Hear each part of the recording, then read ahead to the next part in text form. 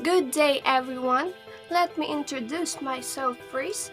I am Camille Martinez, but you can call me as Ming Ming, the meow meow na pusa.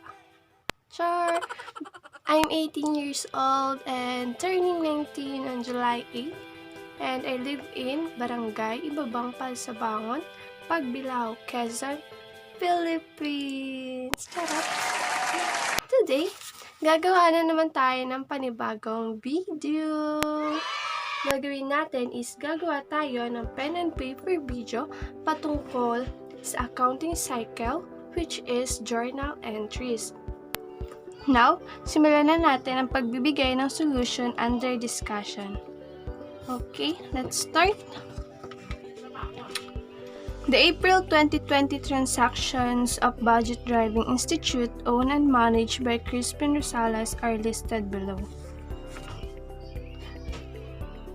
So, let's read the first problem.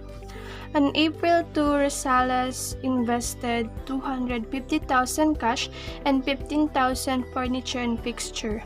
So, nag-invest yung owner ng cash at furniture and fixture. So, tignan natin sa financial worksheet. Okay. There's a increase in asset, particularly cash, and also increase in asset, which is furniture and fixture, no effect on liability, and increase in equity, which is Miss Rosales, so Rosales Capital. Okay, lagay natin siya sa journal. Okay, first is date 2020 April 2. So we debit cash amounting to 250,000. Also we debit furniture and fixture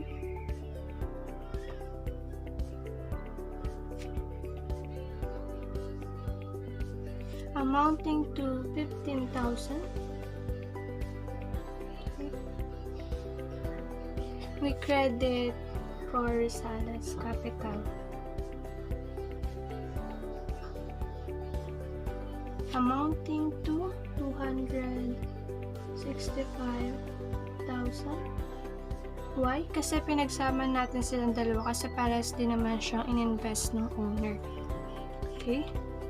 Then, explanation is investment of owner. Okay, basahin natin.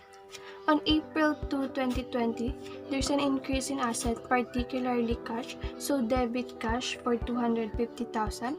And also, there's an increase in asset, particularly furniture and fixture, so debit furniture and fixture for 15,000.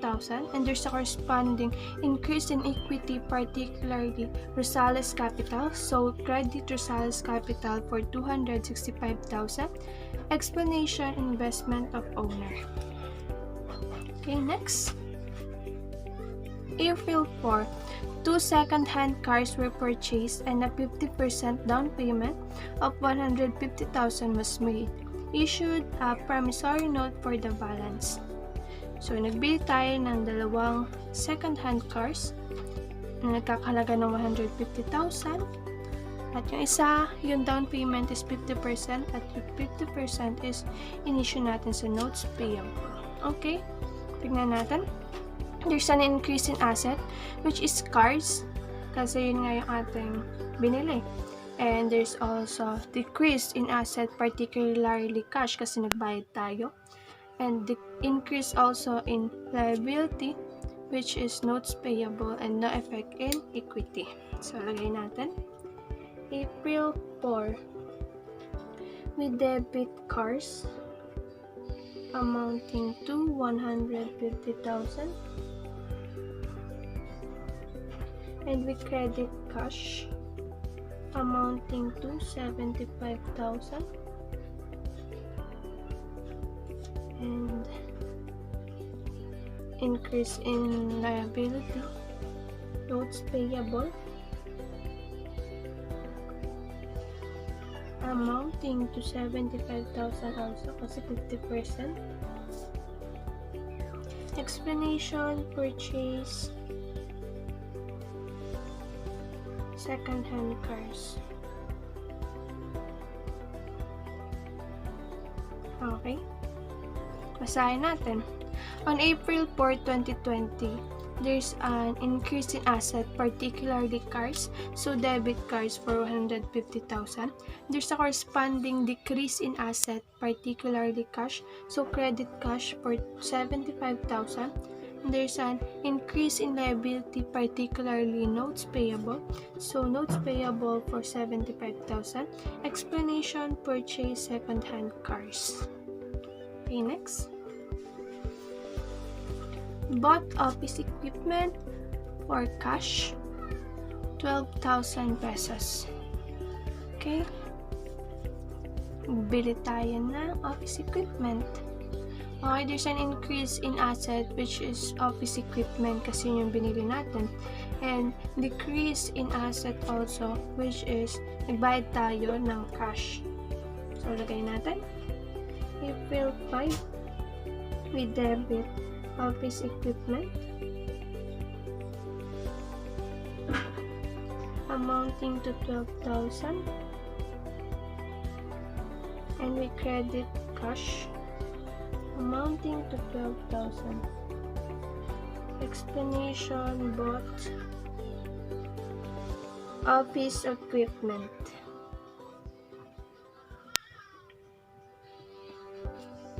Then, basahin natin.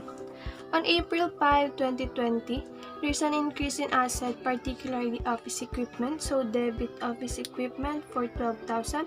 There's a corresponding decrease in asset, particularly cash, so credit cash for 12,000. Explanation, bought office equipment. Okay, next. April 6. Two students drivers filled up an application form stating, among others, that they were willing to pay 2,000 each for a one-week lesson. Okay, willing sila magbayad. Okay. There's an increase in asset which is account receivable kasi meron tayong customer na willing magbayad. So, next is no effect in liability and increase in equity which is in driving fees revenue. Okay? Lagyan natin, April 6, we debit accounts receivable. Accounts receivable amounting to 2,000 for each. So, bali 4,000 siya kasi dalawa sila. And we credit driving fees revenue.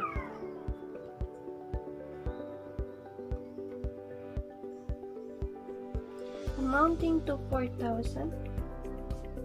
Explanation. Two students willing to pay for a lesson.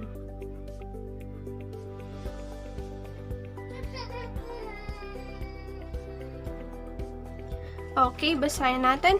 On April 6, 2020, there's an increase in asset, particularly account receivable. So, debit account receivable for 4,000. There's a corresponding increase in equity, particularly driving fees revenue. So, credit driving fees revenue for 4,000. Explanation, two students willing to pay for a lesson.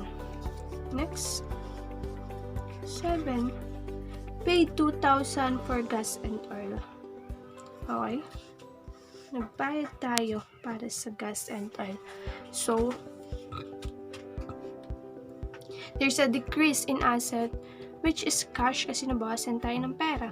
Na effect in liability and in decrease in equity which is gas and oil expense. So, sulat natin. April 7, we debit gas and oil expense amounting to 2,000. We credit cash amounting to 2,000 also. Explanation, payment of gas and oil.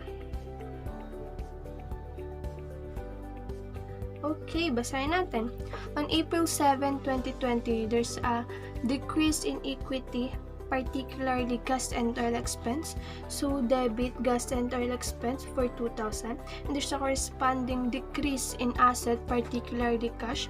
So, credit cash for 2,000. Explanation, payment of gas and oil. Okay, next. 8. April 8. Okay. Paid 10,000 for an advertisement that was posted along the highway to promote the business. Okay, nagbayad tayo naman ng advertisement. Kung kanina is gas and oil, ngayon naman is advertisement. Okay. So, kagaya kanina, is a decrease in asset, particularly cash, no effect on liability, and decrease in equity, which is advertising expense. Gayin natin. April 8, we debit advertising expense amounting to 10,000 and we credit cash amounting to 10,000.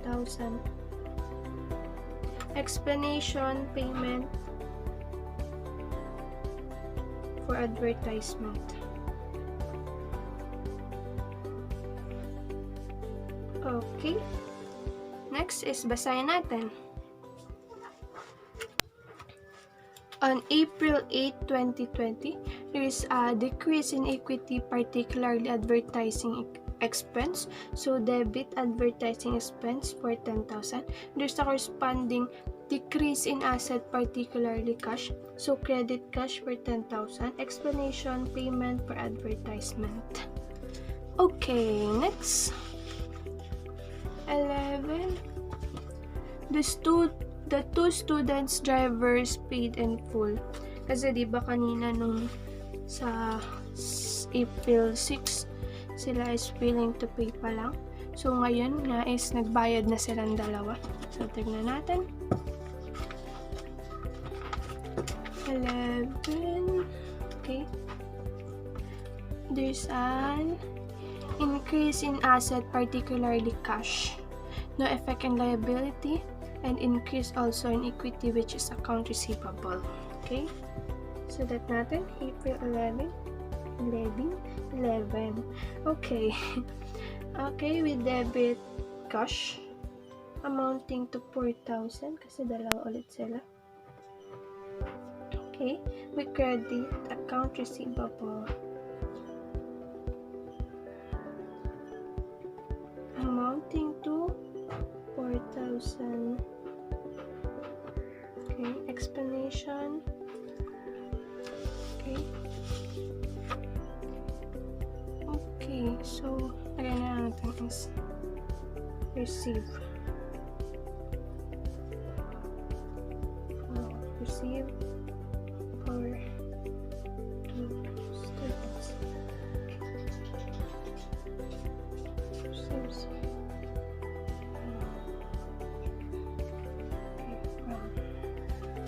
Students. Kaya basahin natin. Okay, nawala na siya. Okay. On April 11, 2020, there's an increase in asset, particularly cash. So, debit cash for 4,000. And there's a corresponding increase in equity, particularly account receivable. So, credit account receivable for 4,000. Explanation received from 2 students. Okay. Next is 14. April 14, another 2 students drivers were billed for 4,000 but only one paid in cash. So, dalawa ulit yung nag-ano, kaso iisa lang nagbayad. Buti nga sa'yo, may nagbabayad. Sure. Okay. Okay. There's an increase in asset, particularly cash. Also increase in asset, which is account receivable. Kasi, meron ka pang matatanggap na kapag nagbayad yung isa. So, no-effect in liability and increase in equity, which is yung driving fees revenue. Okay? Okay, ulit natin. April 14, we debit cash. Yes, for 2,000. And also, we debit account receivable. Amounting to 2,000 also. And we credit driving fees revenue. Fees revenue amounting to 4,000. Explanation okay. Build na lang. Build for 2 students. Okay, let's read. On April, okay, nawala na naman si lagi siyang nawawala. Parang wala. Okay, let's read. On April 14, 2020, there's an increase in asset, particularly cash, so debit cash for 2,000. Also, increase in asset, particularly account receivable, so debit account receivable for 2,000. There's a corresponding increase in equity, particularly driving fees revenue, so driving fees, so credit driving fees revenues for 4,000. Explanation, build for 2 students. Okay? Next. So, ayan, naubusan na pa tayo ng space. Nasa page 1. So, this is page 2. Okay. Then, next. Okay. On April 15, salaries were paid for the first half of April amounting to 4,500. So, tignan natin. Okay. There's a decrease in asset, which is cash, no effect in liability, and decrease in equity, which is salaries expense. So, lagay natin siya sa journal. Okay, date 2020, April 15. We debit salaries expense. We debit salaries expense amounting to 4,500. Okay, and we credit cash amounting to 4,500. Explanation, payment for salaries. Then, basahin natin. On April 15, 2020, there's a decrease in equity, particularly salaries expense. So, debit salaries expense for 4,500. And there's a corresponding decrease in asset, particularly cash. So, credit cash for 4,500. Explanation, payment for salaries. Next is April 19. Mr. Sales made a cash withdrawal of 1,500. So, nag-withdraw ang ating owner. Okay? Okay. So, there's a decrease in asset, which is cash, kasi nabawasan tayo ng pera. No effect in liability, and decrease in equity, which is yung nag-withdraw, si Mr. Salas. So, Salas, ang ilalagay natin is Salas drawing. Okay.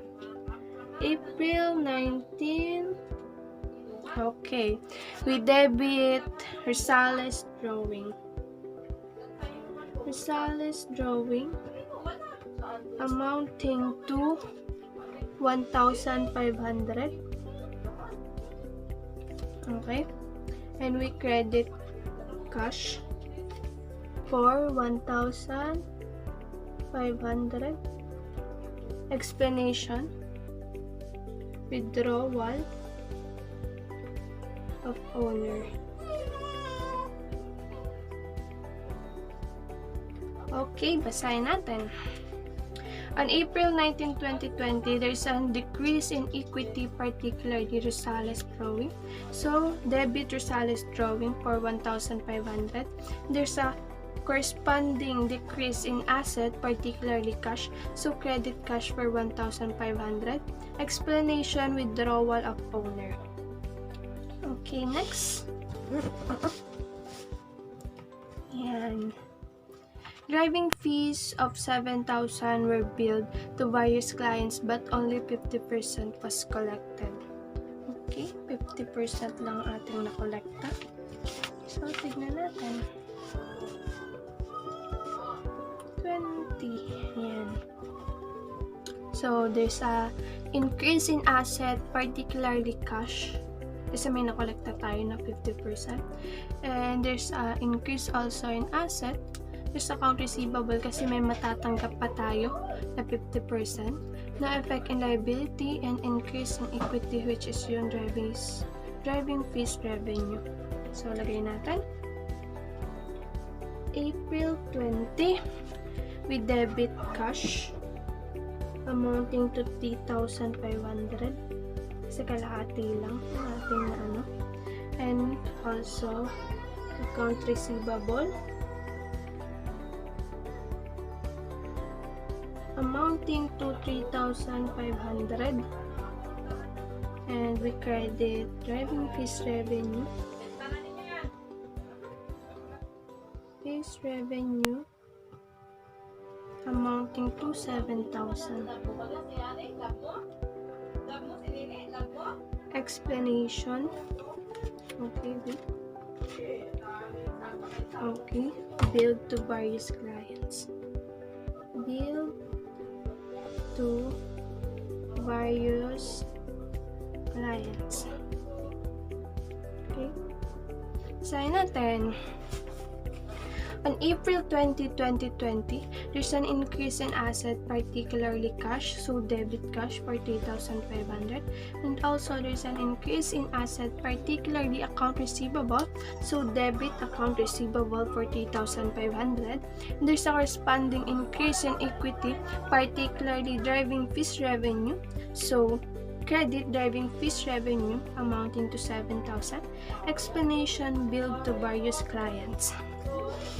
Okay, next, 26 April 26, lessor, owner of building, sent a bill for office rent due 7,500.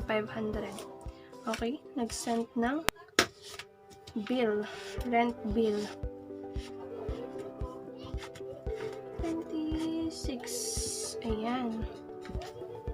So, no effect in asset kasi nga naka-receive pa lang naman tayo ng bill. And increase in liability kasi kaya naman tayo naka-receive kasi may babayaran tayo na utang. So, then decrease in equity, which is rent expense, yun na nga. And then, lagay natin sa journal. April 26, we debit rent expense amounting to 7,500. Okay, amounting to 7,500. And we credit rent payable amounting to 7,500. Explanation, receive bill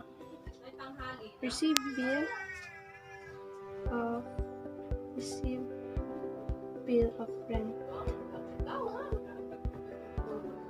Okay, then basahin natin. On April 26, 2020, there's a decrease in equity, particularly rent expense, so debit rent expense for 7,500. And there's a corresponding increase in liability, particularly rent payable, so credit rent payable for 7,500. Explanation, receive bill of rent. Next, 27, utility bills paid in cash, 4,500. So, tignan natin.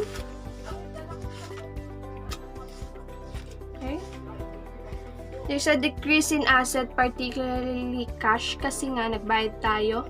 And no effect in liability, and decrease also in equity, which is utilities expense. So, lagay natin. April 27, we debit utilities expense.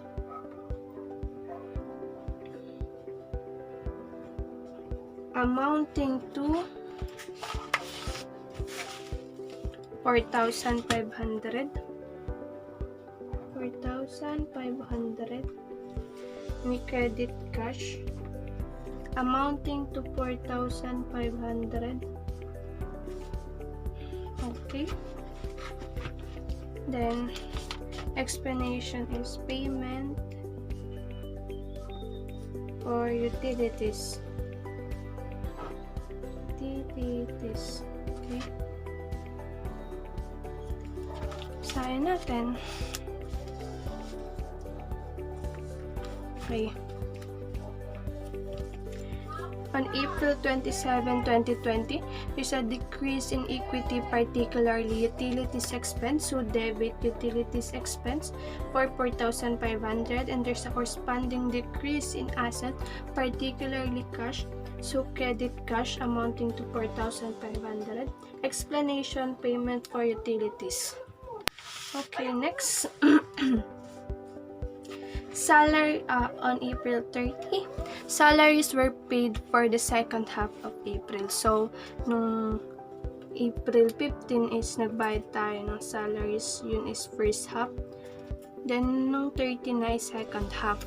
So, tingnan natin. Okay. There's a decrease in asset, particularly cash, kasi nabawasan na naman tayo ng pera. Na effect in liability, and decrease in equity, which is yung salaries expense. So, lagay natin. April 30, we debit salaries expense amounting to 4,500. Kasi kalahati din. Then, we credit cash amounting to 4,500 also. Explanation, payment for salaries. Okay, basahin natin. On April 30, 2020, there's a decrease in equity, particularly salaries expense. So, debit salaries expense for 4,500, and there's a corresponding decrease in asset, particularly cash. So, credit cash for 4,500. Explanation, payment for salaries. Okay, next. Next is wala na po pala. So, dito na po natatapos ang ating pen and paper video. Thank you po ng marami, and Merry Christmas to all. Thank you po.